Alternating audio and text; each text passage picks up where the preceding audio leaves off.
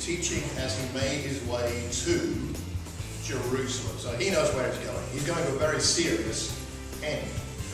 That's serious. That's where he's going. And that's, I think, why Luke even mentions it as a direction. On his way to Jerusalem, someone asked him, Lord, are only a few people going to be saved? What an interesting question. What an important question. How does he reply? He said to them, make every effort to enter through the narrow door, because many, I tell you, will try to enter and will not be able to.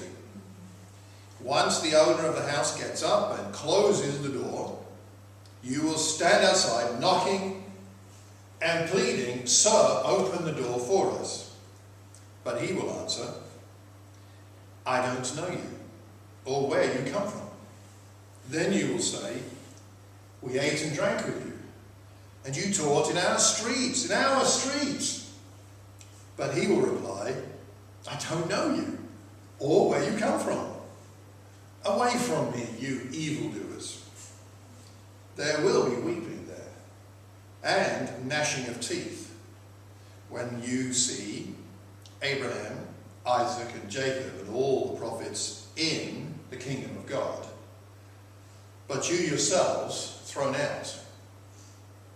People will come from east and west and north and south, and will take their places in the kingdom of God. Indeed, there are those who are last who will be first, and first who will be last. Fairly challenging passage, I think. And you can see what our reactions may be to this. So the point here is about surprise exclusion, I think. The key point is surprise exclusion. The people he's talking to clearly think they're going to be included in the kingdom. And what Jesus is doing is he's warning them, actually, unless you take attention to what I'm saying here, you will be excluded. Let me ask you, where would you be most surprised to be excluded from? Outside of spiritual matters. Just where would you be most excited? My workplace. Your workplace. You turn up, they won't let you in. Exactly to the teacher. Oh dear. Okay, moving on. Yes. Anywhere else? Yes. Better. Church. Yeah, just coming to church, being part of the fellowship. Okay. Anywhere else would be surprised to be excluded from? Like what? Yeah. You're on home. If you turn up and the key won't, you know. Or you knock on the door and your spouse opens the door and they're like, who are you? What are you doing here? I don't know you. Away from me, you evildoer. Right. Sarah's even thinking about that. Okay. It's an idea. That's an idea. I shouldn't be putting these ideas in anybody's heads, right? There are people and there are places we go where we would be like, you have to be kidding. Of course I'm allowed in here. Of course this is where I belong. And this is the feeling they have. I think these people, the Israelites here, don't have the feeling like, will I make it? They're like, of course I'm going to make it. Is it only me and a few others? I think is what's going on in our passage here. Last week we talked about the nature of the kingdom, about the yeast and the mustard seed, and the nature of the kingdom, and trust in God. Now we're talking about who gets in to the kingdom, and there's a surprise here. We don't know the man's motive for asking the question, right? The text doesn't tell us. It just says he asks the question, are only a few people going to be saved? But what I would suggest is there must have been something about the teachings of Jesus that led him to think that might be what he was implying. Because in the culture of the day, generally, most Israelites assumed everybody that was an Israelite was going to make it. As long as you're circumcised, basically you're going to make it. That was their override. There are a few rabbis who talk a bit differently, but generally speaking, your average Israelite would assume that they were going to make it. And the only people that wouldn't would be the out-and-out complete hypocrites and the completely rebellious. Otherwise, you're going to make it. So for an Israelite to ask a rabbi, are only a few going to make it? It must be because, I would think, he's heard that rabbi, in this case Jesus, implying at least, maybe actually I could be wrong. I thought everybody's going to make it. Is it only going to be a few? So that's, I think, what's going on. And now Jesus, as is often the case, doesn't directly answer the question with just a few words. And he actually doesn't address the man directly, or at least only in his reply, right? Because this person asks, actually it could be a woman, someone asks him, are only a few people going to be saved? And then he said to them, plural. So he's now talking to the group. So this teaching applies to all who will listen, which includes us still today, right? So what's going on is, first of all, I would suggest this. Point number one, there is no trying. There is no try. As the great spiritual guru, Yoda, said, do or do not, there is no try. Which nerd amongst us knows which film that's from? Empire Strikes Back. Okay, Dan, I'm not going to say you're a nerd. It's just, you are full of wisdom and knowledge. There is no try, there is only do or do not. I think it's part of what Jesus is saying, isn't it? Make every effort. So let me ask you, let's think about this for a minute. What does it feel like, first of all? What does it feel like when you know you're making every effort in some endeavour, anything, as opposed to trying? What's the difference between trying, the feeling of trying, and the feeling of making every effort? What's going on inside us? Not just practically outside us, but what's different in our thinking and our feeling between try and every effort? What would you say? Motivation is stronger? Yeah, okay. Clear probably as well. The motivation is probably clear and strong. More confident, wholehearted. Wholeheartedness? Perhaps greater confidence, maybe? Yeah, it could be. Almost a kind of peace of exhaustion. You kind of, I don't know if that makes sense, but I know when I've done everything I can do in a day that I can possibly do, Right. and then you go to bed with that peaceful kind of, I've really made every effort today. Okay, there's a Kind of, I don't know how to explain it. Yeah. peaceful exhaustion. Wow, that's a good phrase though. I like that phrase. I don't like peaceful exhaustion actually. I don't like stressed out exhaustion. No, stress Right? That's not it, right? But a peaceful, you get in bed and you lie there and you feel that sort of tingling nature of, and you're able to just sleep. That's nice. Okay. Something like that. Anything else? How does it feel? It's like you have a resolve. A resolve? It's going to happen. Like for instance, if I go trying with a marathon, as opposed to I'm going to do a marathon, it's a resolve, it's just going to happen. I'm going to make it. There's no doubt. It's a resolve and confidence. There's a greater confidence because of the resolve. Okay, I'm going to make every effort. Okay. So, next part of that question is, if we were to take Jesus' word seriously, what's the difference between making every effort and sort of trying, hanging around, being there, but, if Yoda is saying do or do not, what's the do? What does it mean to make what does it look like to make every effort in a spiritual context? What do you think? Think about the context of what Jesus is doing here, think about our own lives, think about what we already know. I mean, what is making every effort as opposed to just trying, spiritually? Our lives are reordered as opposed to... Just, again, marathon theme. Yeah. I'm going to try with a marathon as opposed to I'm going to do it and everything else fits around it. The training, everything. Okay, so the thing, like running a marathon, is the thing. Yeah. And everything else fits around it as opposed to as one compartment or part of life or something. Okay, yeah, that's all right. And so there's a reordering of our lives when we make every effort spiritually. Okay, yep. Anything else? It's a mindset change. Yeah. So I feel like when I'm consciously trying to make a relationship with God that is continuous and viable and practical every day. So the mindset change is that rather than everything. Kind of what you said. Okay, mindset, good. Now let me ask this to be a little more practical. Let me think about, for those of us here who are baptized into Christ, repentant and baptized into Christ, right? What was one of the signs that you knew even in yourself that you were making every effort to get right with God? Like, what's it, a decision you made, a change, something that was because you thought, oh, okay, right, I'm going to get serious now. Not curious, but serious. Repenting on sinful actions. Repenting of sinful actions, okay. Stop drinking. All right, No, coffee, that's tea. not, no, that's not true. I stopped drinking in excess. Okay, all right, cut down. Yeah. All right, cut down to something that was moderate and I didn't not change my behaviour. and change the behaviour. Okay, yep. All right. Anything else we're willing to share? Decide to be committed to God and His church, not just go to church when, oh yeah, okay, today's a good day, let's go. Right. It's not so good today, let's not go. Right. So there was a consistency because of the commitment that you decided. Okay. Right. Yeah. Yeah. Fair enough. Prioritise time with Christians who are helping you. Okay, people that were helping you already spiritually, then they were like, that becomes a much more important part of the schedule. Excellent, prioritising that. Mm. Yeah, I remember. I mean, I decided not to go to a pub for 6 months because pubs were too tempting for me to get drunk. It was like 1 pint.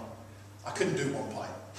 And that just didn't work for me. You know, it was 1 pint was 6. You know, that's the way it was. So I just decided I think it was 6 months. I decided I'm not going to go in a pub, something like that. You know, that was a decision because otherwise I wasn't going to be able to change long term my behaviour. I think so.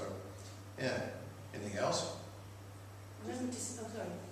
Just felt right. Felt like Like when you're wearing comfortable shoes as opposed to putting these on for the occasion. Sort of settledness inside.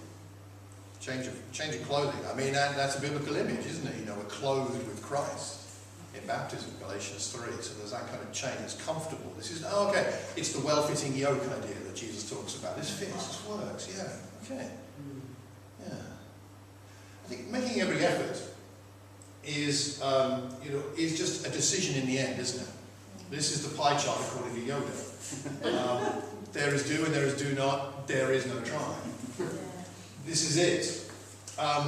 Making every effort is, I think, what Jesus is talking about is not so much energy, how many calories are involved, or even how much time precisely. I think it's really about focus. What's the focus? Where are we focused? What are we locked onto? Prioritising, to use your word, Barry, I think. So let's think about this. Let's think about church ends in, we'll be done with the service in about 15 minutes say, and then the children come in, we'll have some tea and coffee for another half an hour, we start to pack up. And then at about 12:30 or something, one of us goes to the door and it's locked.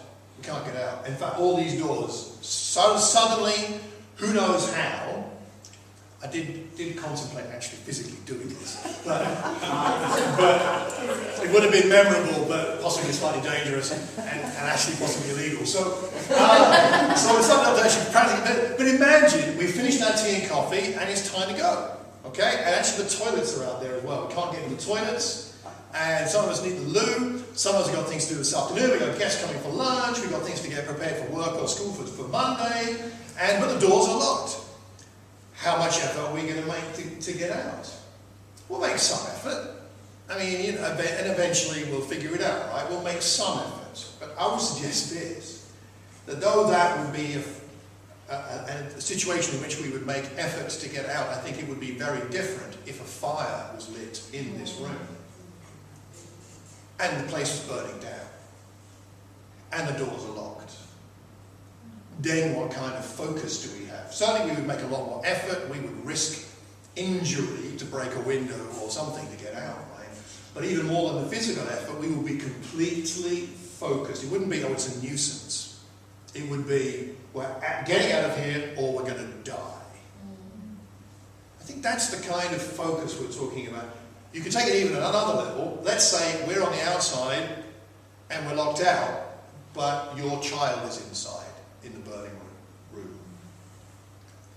How focused would you be?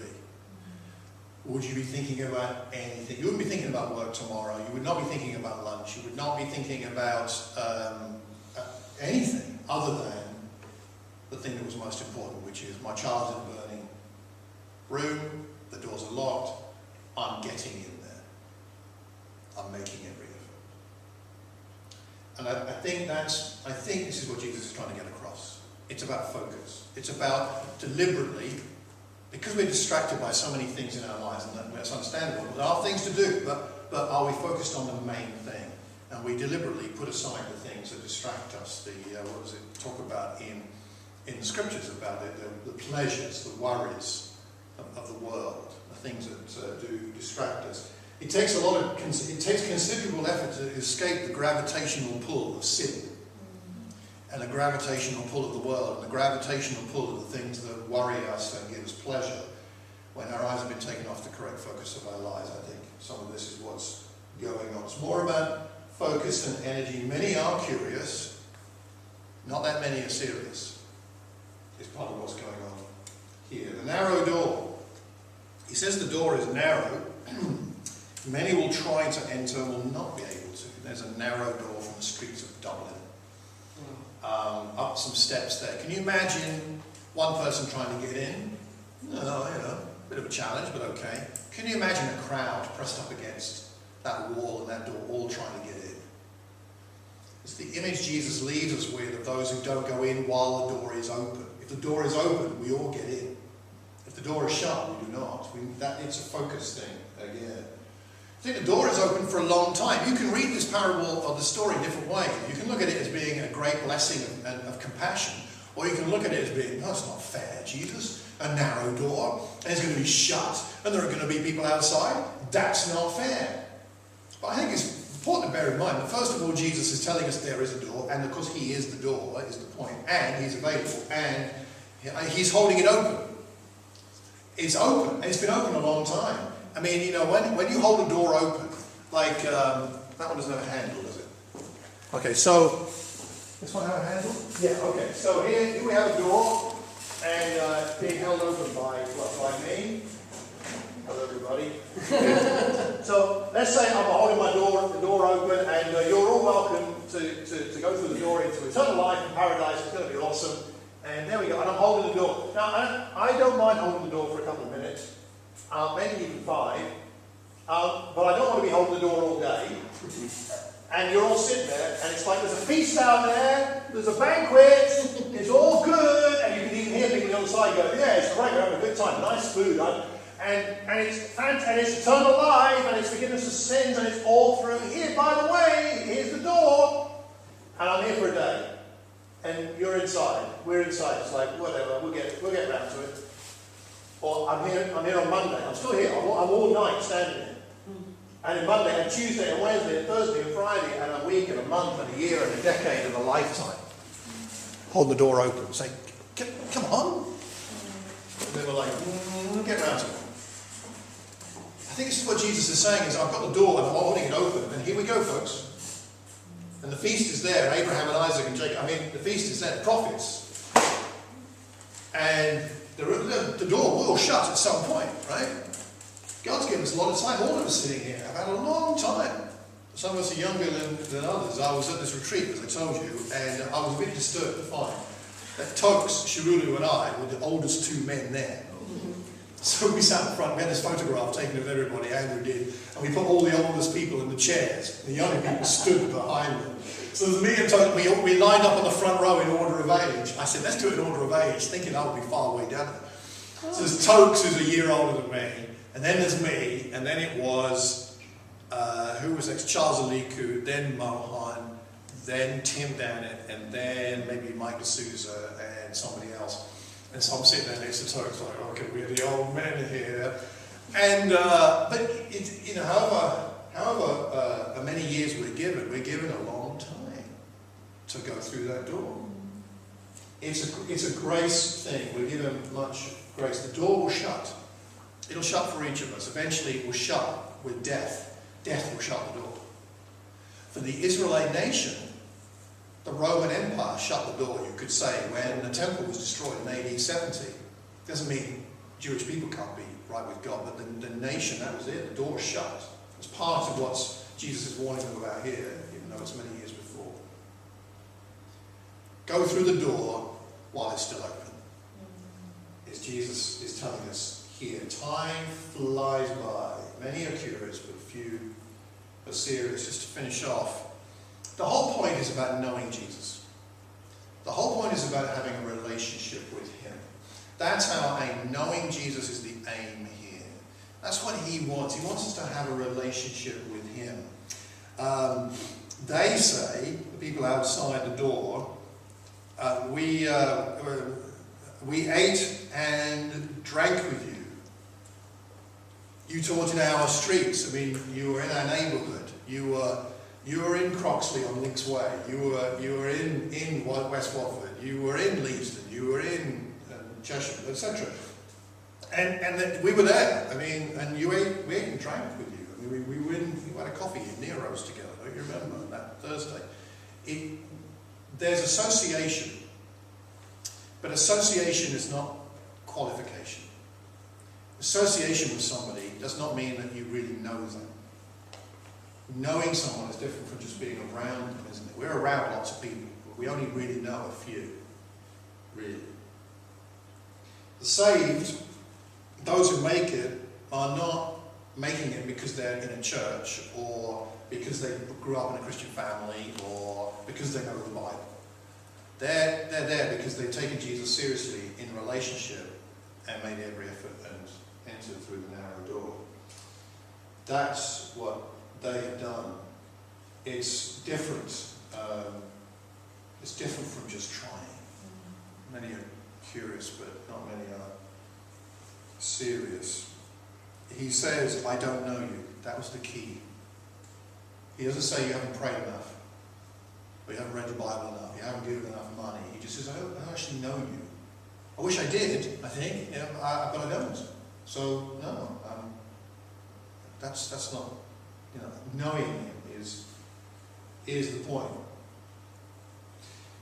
The question at the beginning is, are only a few going to be saved? I think the question has changed from, will the saved be few, to will the saved be you? Is it going to be you and I? There's weeping, the Greek word klathmos, meaning grief, it means floods and floods of tears, not just a bit of sadness. The teeth are being gnashed, the Greek word brugmos, meaning anger or rage. So it's weeping, as in regret, and it's gnashing teeth is a sign of anger and rage. They are enraged that the door has been shut. Because they thought that superficiality was going to be enough. Just being associated with Jesus was going to be enough. He says, no, I don't know you. The people on the outside are surprised by who's inside. They're not surprised that Abraham, Isaac, Jacob and the prophets are there, but they're surprised when Jesus says the north, south, east and west peoples will come, because those are the Gentiles in that way of thinking in those times. The Gentiles are going to be there and you're not. Unless you make every effort. The first will be last and the last first. The last, the eschatos, the farthest, the last, the latest, the lowest, those in the lowest plight. Those furthest away in the eyes of those who are self-righteous are the ones who have the best opportunity to make it. They'll make every effort. There's compassion and conviction, I think, in what Jesus is doing here. There's conviction in that he's teaching truth. He's giving warning to, and that's why it's a teaching of compassion. The person of sentimentality will avoid the reality of people's lostness, and the person of judgmentalism will avoid the opportunity to help the less fortunate. Well, let's not be the sentimental, and let's not be the judgmental. But let's be those who urge others to take the opportunity that's in front of them, and let's ourselves, if we have not yet done this, do so. Jesus demonstrates the fullness of his compassion and his conviction by giving a blunt warning, but with hope. You can be part of the feast. It's amazing, and I really wish you'd be there. Are we curious, or are we serious? For those of us who've been serious, let's make sure we continue to have that attitude. It's a lifestyle, it's a direction. If you've not yet decided to make every effort, well, why not? Why not take the opportunity while the door is open? Because it will shut. It will shut, whether we like it or not. And in a sense, whether Jesus likes it or not, because life doesn't go on forever. We have a chance now. Let's take the chance while we have it. Let's not be curious. Let's be serious. As John Newton said, and I like this quote very much, he said this: the three greatest wonders of heaven will be these. The first will be to see many people there whom I didn't expect to see. The second will be not to find many churchgoers whom I did expect to see. And the third and greatest of all will be to find myself there, knowing what I know of the wickedness of my own heart. John Newton, who wrote the song Amazing Grace, and himself was a former slave trader. I think that's the right attitude. There'll be some I don't expect. There'll be some I did expect that won't be there. And the most amazing thing will be the fact that I'm there. And the fact that we're there is because of the compassion of Jesus Christ to give us the warnings he gives us. Let's make every effort. Let's be serious, not just curious.